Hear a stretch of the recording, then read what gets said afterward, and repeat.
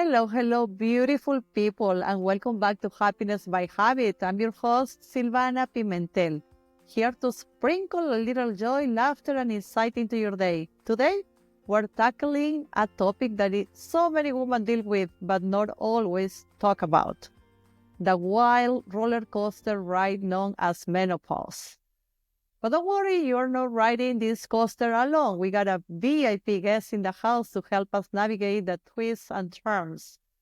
Crystal Mallari. Crystal is a menopause coaching specialist, a Christian health coach, and a fabulous CEO of React Method, Evolution Fitness Inc.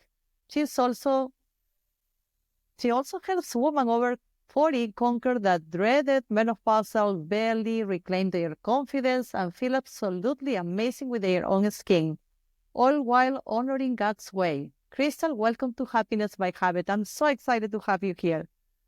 I'm honored to be here, Silvana. Thank you so much. Wonderful. Well, let's jump right in. How did you become so passionate about helping women thrive during menopause?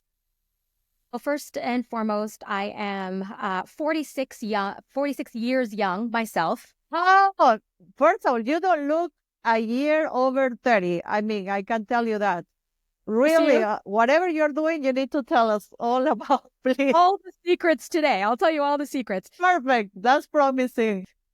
Partly because, when I turned 40, I started experiencing some hot flashes, and I've been in the health industry for 17, 18 years as a health professional fitness coach. I owned my own brick and mortar since 2013. And when the pandemic hit in March 2020, I pivoted 100% online. And what I found was, although I did serve some men in my brick and mortar my weight loss and fitness studio, women were really gravitating towards me online.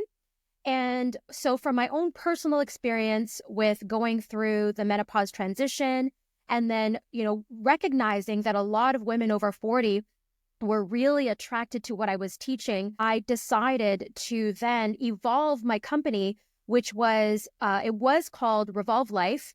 We rebranded a few years ago to Fit Beyond 40. And so with that in mind, I wanted to understand a little bit more about menopause. So I did take a certification. So I do have a menopause specialist certification.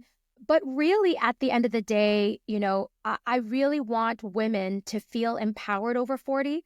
I want women to feel healthy. I want women to feel freedom in their skin. And, as a Christian health coach as well, that is a very, I think, a unique perspective where not only are we going to deal with, yes, the menopause transition, but we're going to do it from a faith-based perspective to really lean in. Well, why? What is the purpose in getting healthy? Why do we want to feel good? Why do we need more confidence? And so my own personal experience, moving 100% online and really speaking to women over 40. And so many of my clients and past graduates as well are all women over 40. All of my coaches that are currently on my team range from, I think the youngest is 44. My eldest coach on my team is in her 60s. So we are all in the same boat. We're all experiencing the same things. And that's why, I'm very passionate about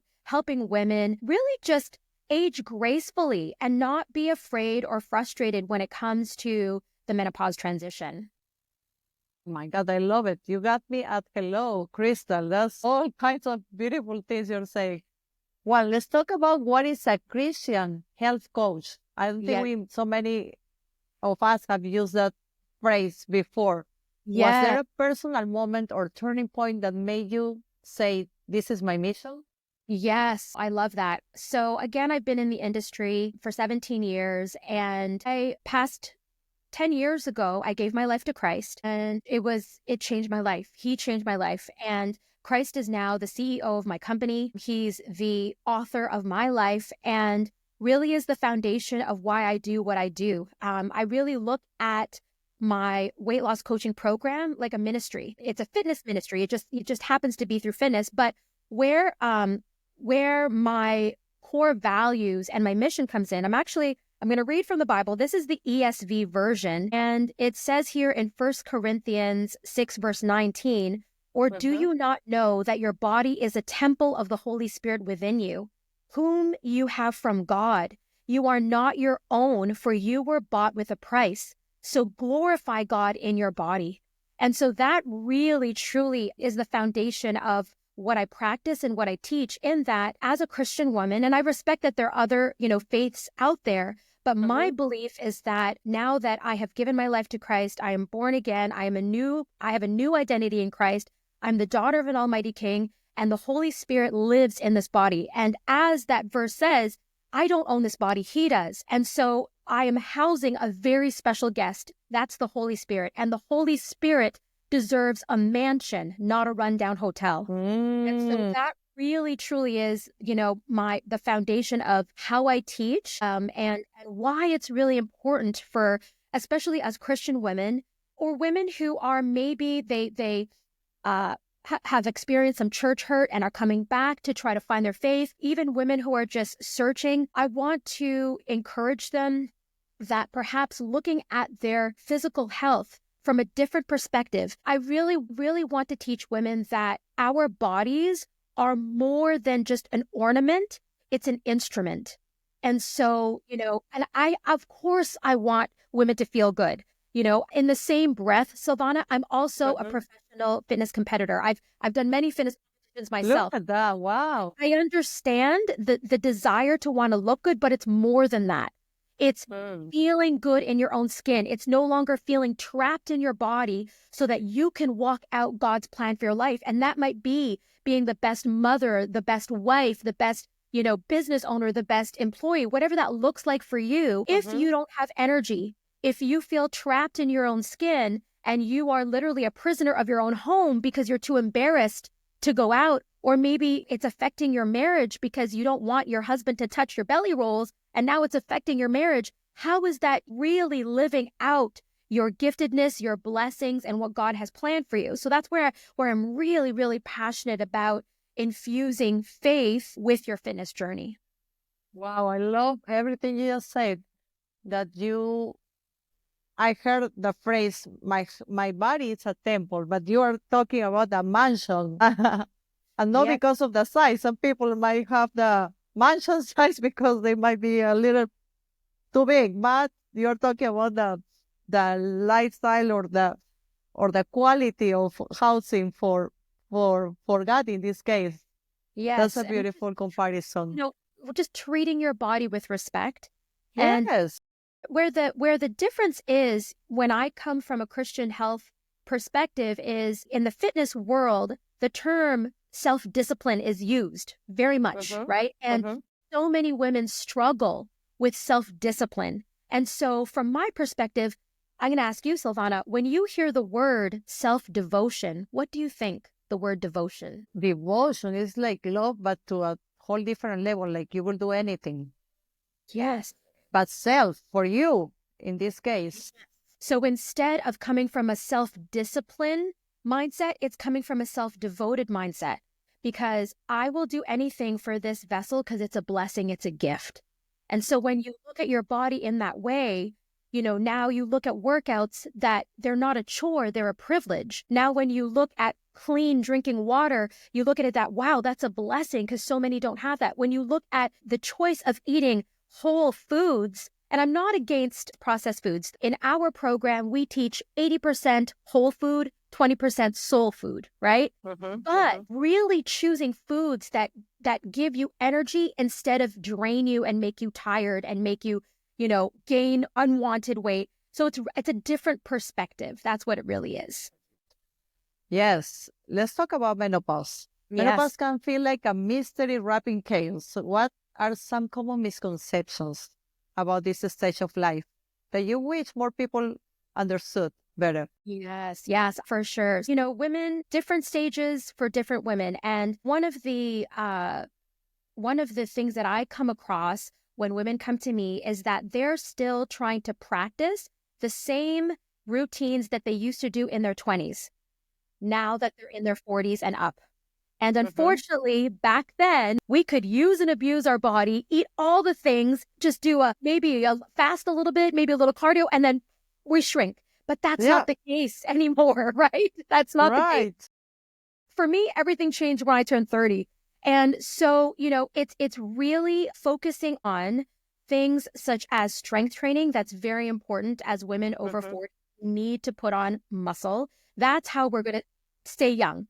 And then too many women are not eating enough protein. So that's a big thing that we focus on inside my program. And, looking at sleep and stress as well. So yes, hormones is a part of it, but it's not all of it. It's not the only culprit. And so, when women think, "Oh, I'm going through menopause, it's too late." It's not too late. It's really thinking about changing some lifestyle habits. And as we age, a part of that is we're not as active as we used to be. In our 20s, perhaps we were single and, we had all the time in the world. So we can spend hours in the gym. We can, we're moving around. We have energy to hike and bike. And then as we get married, now we have kids and now we're more tired. And a lot of us are sitting at desks. So our activity is literally slashed in half. So many women are thinking, oh, it's because of menopause. Actually, how much movement are you doing a day? Especially, throughout the pandemic. I mean, my goodness, we were stuck at home. And so when you even just evaluate the 3-4 years during that time, and you look at, for so many women may have put on weight, and that's because probably you weren't moving as much. So that's something to consider as well. I just want women to not blame only menopause, really take a look at your lifestyle habits and really take a look at, okay, am I doing everything I can to, get strong, stay healthy, fuel my body, get good sleep.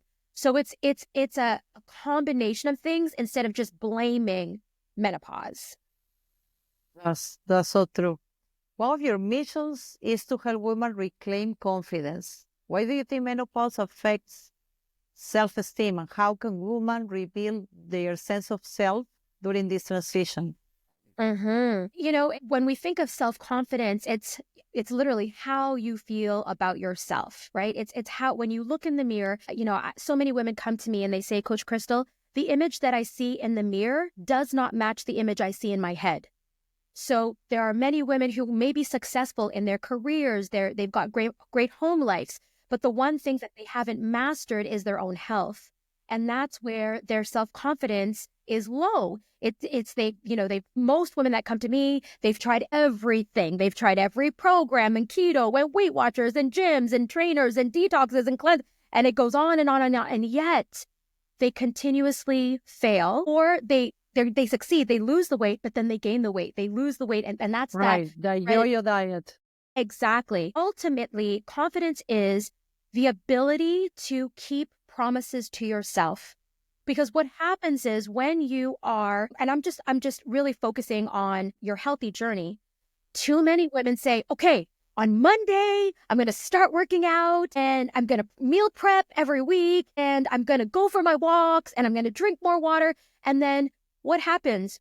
Their kids get sick, they skip a workout. There's deadlines at work. They take takeout they Uber Eats instead of prepping their food. Their elderly parents is sick, so then they can't go for their walk. So life happens. And what most women, what they do is they break the promise to themselves, and then their health is no longer a priority if it's at the bottom of their list or not on their list at all. So Silvana, I want to ask you, if you had a best friend who always, she always said, okay, I'll be there, I'll watch your kids, and then 20 minutes before she's supposed to watch her kids, she cancels. Or she says, I'll be there for your birthday. And then she calls you and says, oh, I'm sorry, I can't go. Something came up. Or she says, I'm sorry, Silvana, I got to cancel our lunch again. I know it's the 5th time, but it's really important. I have a deadline at work. How would you feel about that friend? Not good at all. I couldn't trust her word anymore. So that's the same way when you keep breaking promises to yourself. You say you're going to meal prep. You say you're going to do your workouts. You say you're going to do all of these things to take care of yourself, but you break those promises again and again and again, and then you no longer trust yourself. And a lot of women then, they feel like a failure. They feel like, what's the point? They feel like it's too hard.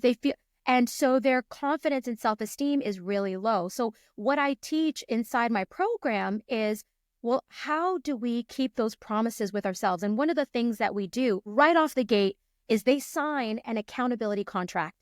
And it's not a contract to me, it's a contract to them. And just, high level, one portion it says, I know there's going to be bumps on my journey, but I make a promise to myself that I will do what is under my control. Because so many women think because this happened, well, just because you can't work out, it doesn't mean you shouldn't eat healthy, right? Right. Just There are because some things you can still manage and control and do. exactly. Right. Just because you messed up your lunch because someone brought donuts to your office doesn't mean you should also mess up your dinner and say, I might as well forget the whole weekend and I'll just start again on Monday, right? No, we call that failing forward. What did you learn from that? Don't repeat the same mistake. What can you do better the next time and learn from it, right? And that's how you build self-confidence. That there's no such thing as failure, only lessons. We fail forward, we learn from it. We keep our promises to ourselves. And if it's not perfect, I'm not asking for perfection. 80% compliance is good enough. If you can't get your workout in, then maybe at least bare minimum, go for a 10-minute walk after every meal today. So there's ways to maneuver and be flexible. Instead of breaking those promises, learn how to compromise. And that's how you build self-confidence and self-esteem in your. Absolutely. I have a story about that, Crystal. Actually, in the last 3 months, you know what? I have lost over 25 pounds. Congratulations. Thank you. And I did it because one day I was like, this is enough. I mean, I was long time, well, about 20 years ago, I'm telling you, I was in perfect fit. I was a beauty queen and all these things. But then I started changing my habits, and all of a sudden, like a couple of pounds here, a couple of pounds there, and all of a sudden, my new normal was 20 pounds or 25 pounds over my original weight. And it became the normal. And I was like, this is not good. This is enough. Enough is enough, because it was affecting my health. It was affecting my ability to do activities with my kids. Yes. And I decided one day, this is enough. This is not me anymore. I'm going to go back to who I am, no? My 25 pounds less. So I decided, I made a decision, a contract with myself, and I did it. And I think it makes a big difference when you set goals that you can actually deliver. I mean, you can honor, as you say, because it's very important to be true to yourself and to be able to trust your practices, right? Trust on what you are decided. And yeah, I made a big change on the way I was eating. I work out, and now I decided to call it no weight loss. I call it weight release, because when you lose something, you wanna. Normally, you try to find it back, right? Yes, absolutely. I don't want to find this back at all. No. So I call it weight release. I release it for good.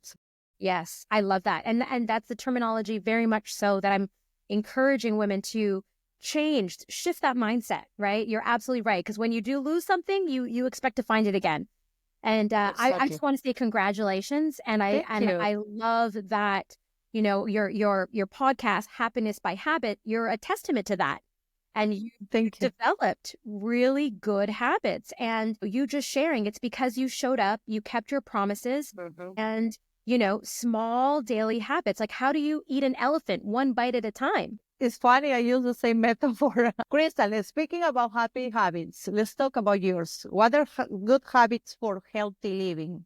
So my personal go-to and what I teach inside my programs is your morning and evening ritual. You want to bookend your days with those habits that are non-negotiable, because what's in the messy middle, a lot of the times, is out of your control.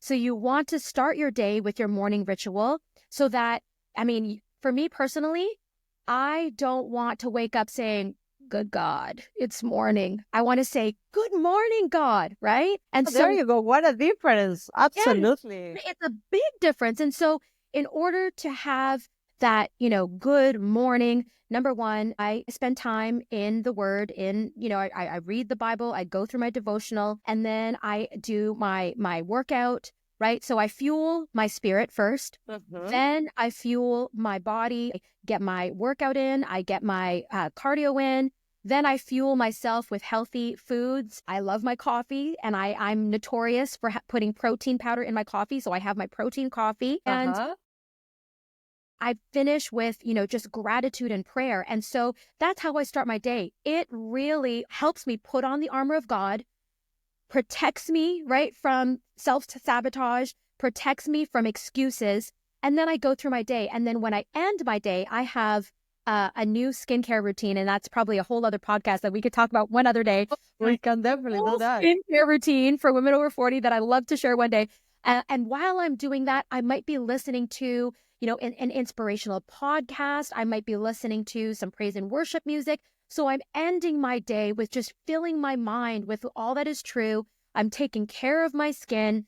And then instead of, being exposed to a tablet or a phone, and I know a lot of women, they like their reading on their tablets. If you are going to have to do that, I would say invest in some blue light glasses, because you really want to try to get yourself in the best position for good sleep, especially us menopausal women. You really want to set yourself up for success. So what I personally do is I read a book, I get into the Word, making sure the conditions of my room, I like my room being really cold for all my menopausal women, nice cold room, either in your birthday suit or very thin clothing. I've got my blackout curtains so that there's no lights whatsoever.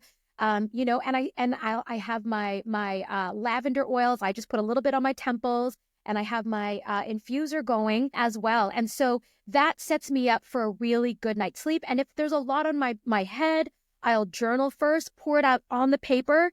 I pray over it, give it to God, because a lot of women, when they're so stressed and overwhelmed, they can't get a good night's sleep. Yeah. And now, they're just wide awake or waking up because their mind is just going a mile a minute. So I say, pour it out on paper, give it to God. He'll deal with it. He's stronger than you are, so that you can get a good night's rest. And so those two bookends, your morning and evening routine, they should be non-negotiable, whether you're at home, whether you're on vacation, it doesn't matter, because it really sets you up for a peaceful, successful day where you're thinking with clarity, where you have energy, right? And so that's what I would say, for me personally, are habits that contribute to my happiness.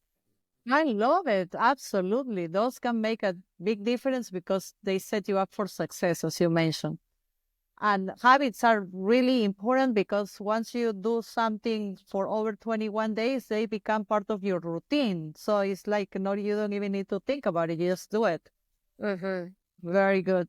About that, are there, like, I also, part of the way I was able to release my extra weight, I did that also. And food was a very key component of that change, because it's a lot of times, not only just for me, but for many people, it's very difficult to give up delicious things, that carbs, fat, and things like that. So one thing I did, and it helped me a lot, and I would love to hear your take on this, is that to have healthy food available, because I started my day, I have also my morning and evening routine that includes meditating, a little bit of a workout, but also coffee, and I take green juice.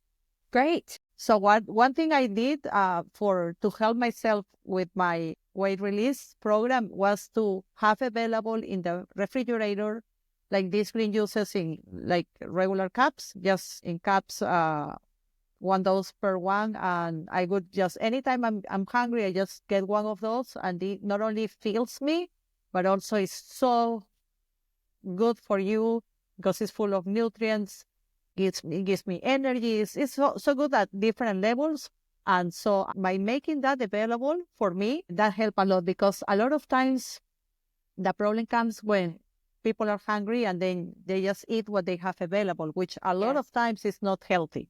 Yes. So what are some advices you would give for that purpose? Yeah, I would say, and kudos to you. That's wonderful. Thank you. You're absolutely right. So along those lines, when you are first starting your journey, first and foremost, clean out your pantry and fridge of all things that will cause temptation. Now, if you have kids, put it somewhere where, you can't see it, right? Or, just so that it's not easily accessible. But better yet, why not get the whole family on board and find alternatives? I know, that's the best. Yes. Right. Find alternatives. Instead of cookies, try making, protein balls that you can add like chocolate chips to. Instead of ice cream, I know of many recipes, protein ice creams that you can easily make with banana and protein powder and milk, and you just put it in the fridge. So there's different healthy alternatives. So first and foremost, I would say purge your pantry. That's number one. Number two, as you said, what I teach in my program is we want to have protein with every meal. So ensure that in your fridge, there's at least 2 sources of protein. For example, maybe one week you're going to have chicken and fish. The next week, you're going to have shrimp and beef. So make sure that you have the protein, because protein is most satiating and it's going to keep you fuller longer. And so, having your proteins in your fridge, and when you meal prep it, what we do in our household is on a Sunday, we go to Costco, we get the big batch where we already marinate it. We marinate it on the Sunday, and we use an air fryer, right? So 20 minutes, you can even cut it in half. If it's a big, thick piece of chicken, as an example, cut it in half, stick it in there for 18 minutes, and, very, very quick and easy. So pre-marinate your protein. So that way, all you need to do is ideally stick in the air fryer. Vegetables. Have at least 5 different types of vegetables in your fridge. And what we really encourage our women is to eat at least 500 grams of weighed vegetables per day. So for example, 100 grams of broccoli, 100 grams of carrots, 100 grams of green beans, 100 grams of cauliflower, 100 grams of mushrooms, just throwing it out there. And why? We really want to ensure that our gut biome is healthy. And so, make sure that you have vegetables ready and prepare them. Wash them as soon as you get home. Chop them up as soon as you get home. You might have some that are raw, or go ahead on the Sunday, go ahead and roast them already, right? Roast your asparagus, roast your bell peppers, and then all you have to do is heat it up during the week. So, because if it's there, you're going to eat it. If you have to prep it, you're like, oh, I have to prep it. So just take away all of that, right? And then lastly, I would say a lot of women are not drinking enough water. So I recommend my ladies to start off with 96 ounces a day. And so that also really helps. A lot of the times when women have cravings, it's actually because they're thirsty. So I would say to you, have 2 glasses of water first and see if you still want that chocolate, or if you still want that, whatever it is, right? And so those are my 4 tips. Again, ensure that you have clean your pantry, purge your fridge, have 2 types of protein in your fridge, at least 5 different types of vegetables, and then make sure that you're drinking your water. Those would be the 4, kind of Kickstarter to help any woman who's really wanting to make a lifestyle change. Talking about food, I would like to make a distinction because about 2 different feelings that we have regarding food. A lot of people have cravings for something that might not be healthy. Yes. But it's convenient, it's there, and it's good, it tastes good. So that will give us pleasure. That is the feeling that we have when we eat something that is good. But pleasure is very short term. You have pleasure in that second, that minute that you are enjoying the food. But then what happens after? A lot of times they will feel bloated, they will gain weight. Some of them might. They will feel tired and things like that. Versus happiness, which is the long-term, medium or long-term, which is when you eat something that is good for you, why would you be happy? Because you will be healthy, you will look good, you will have energy. You might not be, and you can make it delicious too. It doesn't have to be bad to taste. So if you focus on happiness related to food versus pleasure, which is temporary, it's a much better picture. I mean, you can get much better results if you think about it like that. Agreed. Yeah. Food it's an emotional regulator, and I am a recovering emotional eater. And I'm also an ex-carboholic. So, Me too. Understand. Absolutely. And, if your food makes you feel lethargic and you feel bloated and you feel low energy, versus if you eat something where you're like, that was delicious, but you still feel light and, it was still tasty. Just that feeling alone, really, really kind of reflecting on how did eating this thing make me feel? And, 3 tips to help women who are maybe tempted to eat or drink something that they shouldn't. I always ask them to think of these 3 questions. Number 1, if I eat this thing, is it going to make me feel guilty? If it's going to make you feel guilty, then think twice, maybe back away. Number 2, can I stop after 1 bite? Now, some of us are, if I have 1 bite, I'm good. That's all I need. I just want to taste. But if it's going to open Pandora's box and that 1 square of chocolate becomes the whole chocolate, don't even go there. And the last question you should ask yourself is this moving me towards my health goal or away from my health goal? And so simply asking those 3 questions can also help you, like you said, am I going to eat this thing because of pleasure or of happiness? And that will kind of make you think, make you pause. You're drinking your water as you're asking yourself those questions. And then, my goodness, like God gave us an array of nature's candy called fruit. And I love mangoes as an example, or whatever is seasonal, eat that, if it's something sweet as an example. Right. So there's a lot of alternatives out there. You just have to be creative. You just have to, what is it that I'm craving? Is it salt? Is it sugar? And that's one of the things that we do. I have a vegan health coach on my team, and she is literally the queen of making comfort food healthy. And one of the calls that we offer is she'll literally do a live cooking or baking session with our ladies. And she has made brownies healthy, ice cream healthy, bagels healthy, pizza healthy, you name it. She has found a way to make it healthy. And so there is a way to have your cake and eat it too. It's just a matter of expanding your repertoire, taking a look at different recipes. And some of them are really, really simple, right? So yes, I agree with you that looking at food as happiness rather than that quick fix, it makes a big difference.